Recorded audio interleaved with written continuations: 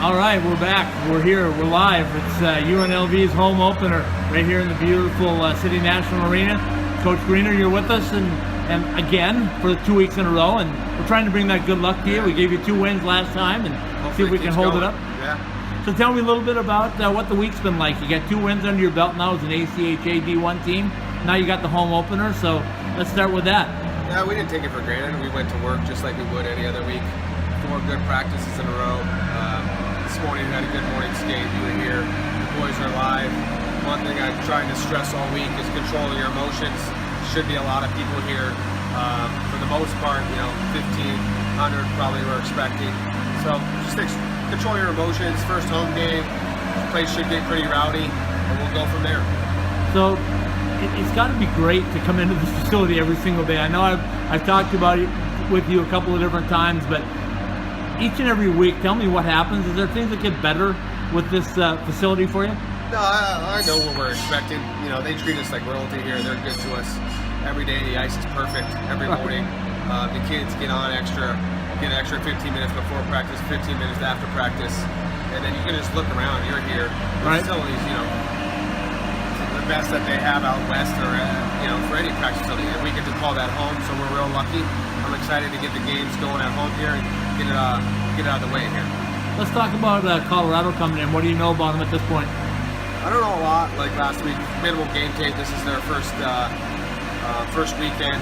They didn't play. I scouted a little bit of what they had last year, but it's a crapshoot basically. Until we get this first month and we can start breaking down game film from each team, it's going to be a crapshoot.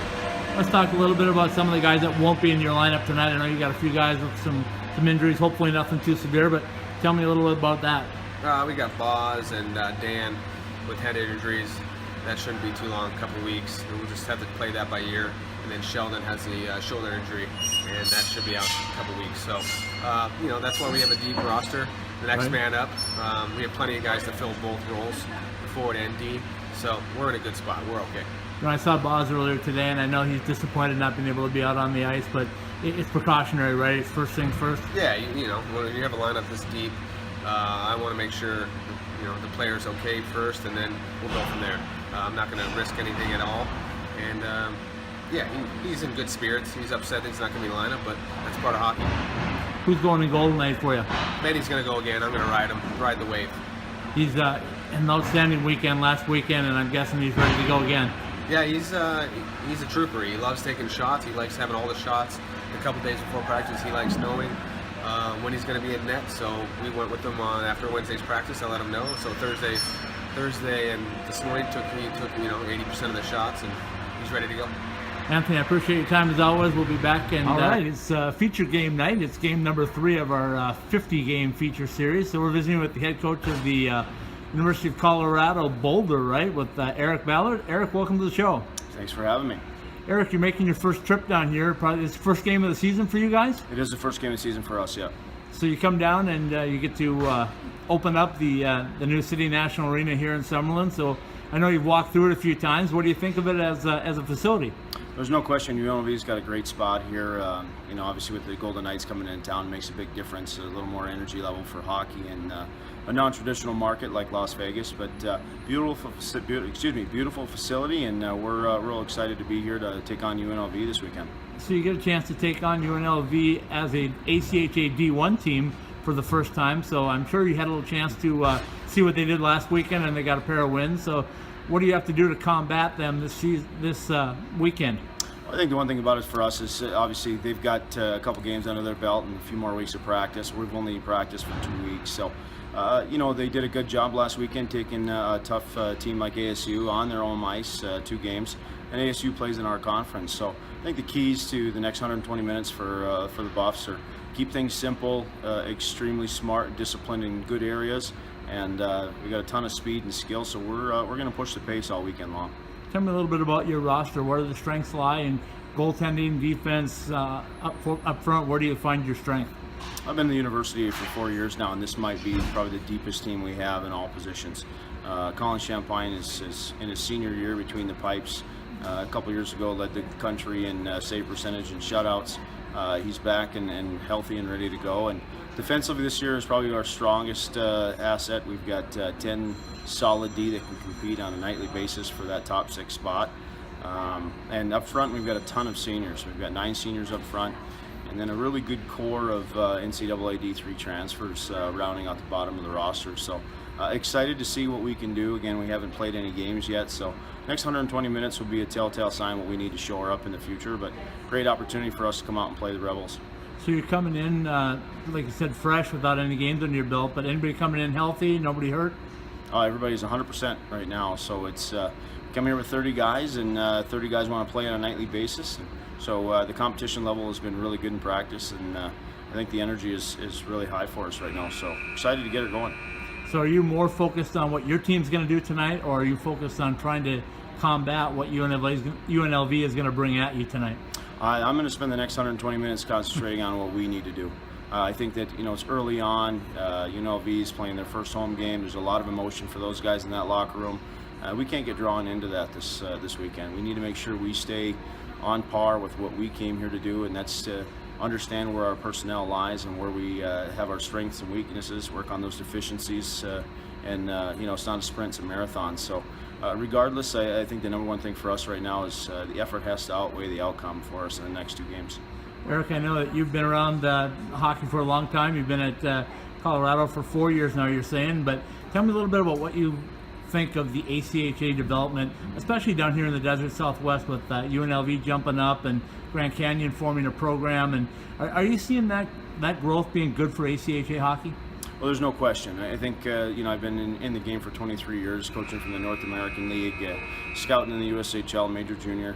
The one thing about it is there's so many good hockey players in the United States and Canada, and there's so few opportunities at the NCAA Division I level and at the D3 level. So I've taken a hold of the last 4 years in the ACHA. I really enjoy it. We don't like to say that we're club hockey. We're a college hockey program, and it's a really, really good league at the Division I level with a lot of good teams. I mean, ASU was a ACHA powerhouse for years, and now they're an NCAA team. There's no question that ACHA is a hidden gem in my opinion. And in non-traditional markets like here in Vegas and even out west in California, I don't think it's a matter of if, it's a matter of when a lot of those programs become NCAA, just because a lot of these players coming up through the United States and Canada, they're going to need more places to play. So a lot of these college programs will start opening those doors, I believe. Eric, I appreciate your time.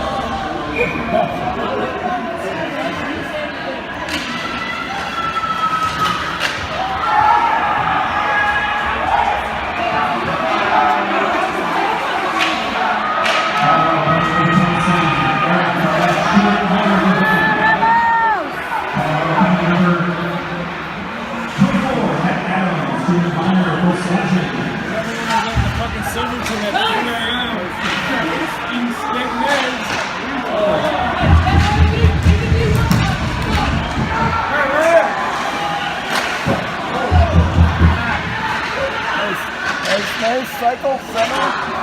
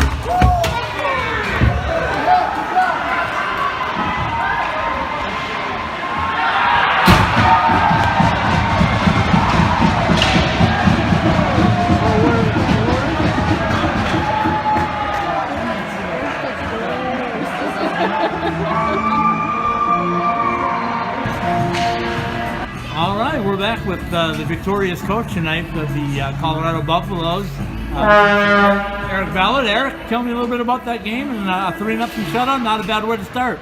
Well, not a bad way to start. You know, on the road in UNLV, great crowd.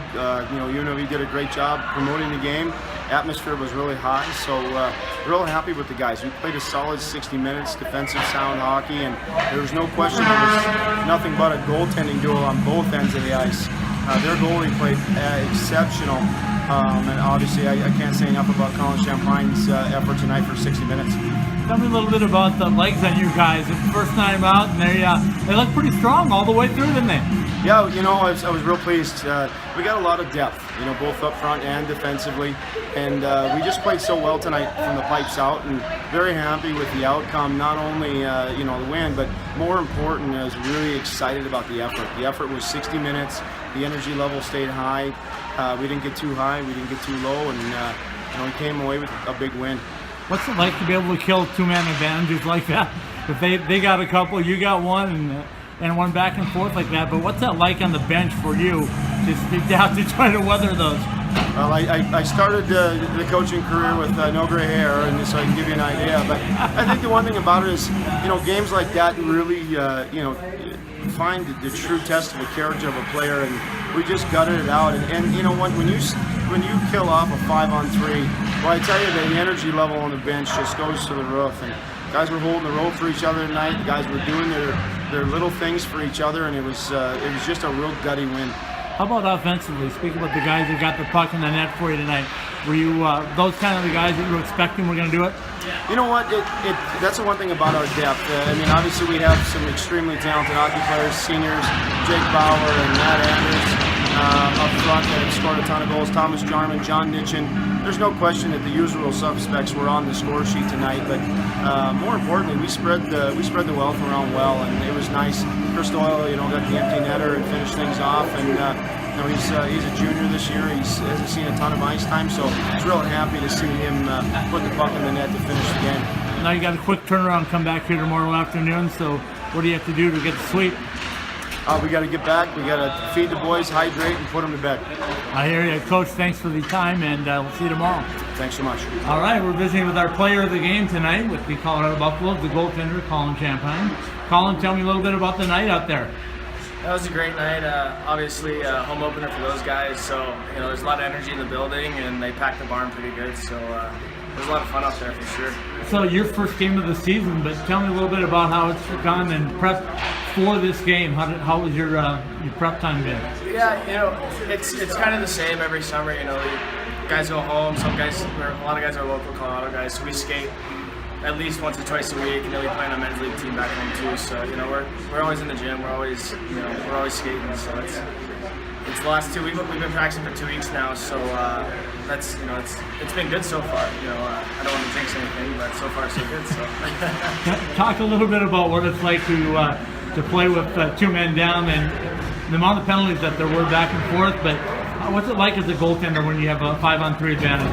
You know, I played for a guy when I was 16. He said, you know, when you're playing 5-on-3, you just got to lay it all out there. I mean, and the boys are awesome out there. I mean, they were blocking shots left and right. You know, keeping everything, you know, out of the main scoring areas. You know, so it's just hard work 5-on-3s. You know, they had a good kill on their 5-on-3 as well. So you know, both teams are working hard. And, you know, it was a good game. So look forward to tomorrow for sure. Talk a little bit about your goaltending style. You look real patient out there. Is that something that you pride yourself on? Yeah, I don't know. I'm kind of an in-your-face kind of guy. You know, I'm kind of a small goalie, so I got to get every little edge that I can. You know, so if I can play a little mental game with me, I will. But you know, I pride myself on work ethic. You know, I try to come out here every night and, you know, be the backstop for these guys, because I mean, they're the ones, you know, going up and down and working their bag off too. So, you know, I got to do what I can back there, and some nights it goes like tonight, some nights it doesn't. So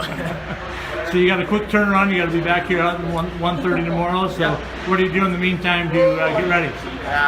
We hydrate, you know, go get some food, and probably call her an early night, because like you said, quick turnaround, and it's going to be a battle tomorrow, that's for sure. So I gotta ask you, you're ears gotta be ringing after that one from Jake Kearley. Did you steal that one or just hear it? No, I heard it. It went right by my head, actually. Like I said, I'm a small guy, so anything that hits crossbar, that's right next to my face. So it's a good shot too. He's got a pretty hard shot, that's for sure. So tell me a little bit about you. Where did you grow up? Where did you play your hockey coming into Colorado? Yeah, so I'm originally from Detroit. So I played for St. Clair Shores until I was about 10 out there, and then moved to Colorado. Actually, I played AAA for the Rampage, and then I wanted to stay home during junior. Just my little brother, he's got epilepsy, so I was kind of helping my mom out with that. So I played for Boulder actually in the Western States. So it worked out really well.